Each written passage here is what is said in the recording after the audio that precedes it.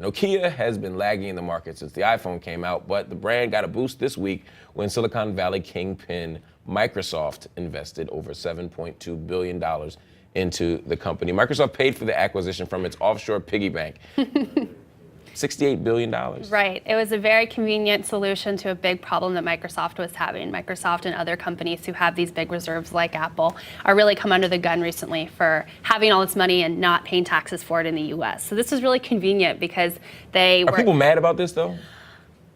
People are mad about everything when it comes to big business. So, I mean, of course, I'm sure there are some people who are outraged, but at the same time, I think that it's an interesting move by Microsoft because critics and investors are mad because they're not doing a good job of innovating. So buying Nokia, which is a pretty old product itself and an old brand, doesn't really signal to investors that they have ideas of how to be more innovative, how to compete with Apple and Google, et cetera, more effectively. We're going to buy Motorola. Exactly. We're going to buy a really old brand and we're going to see if we can revitalize it. So I'm not especially... Well, shares have dropped, right? Exactly. Since the announcement. Nokia is up about 40% and Microsoft is dropping as we speak. So it's a big win for Nokia, but I don't think it's a huge win for Microsoft. But they are getting some ground back from Apple. I mean, part of the challenge of being Microsoft is that you're this giant. There aren't that many giants around, but Apple seems to be reigning supreme. You got to push back. Does this help, at least on that level? Well, what people forget is that Nokia is a huge player in the cell phone market. Maybe like they have a huge share of the market itself. So this is a big win for them in that they're buying up more of the market there. But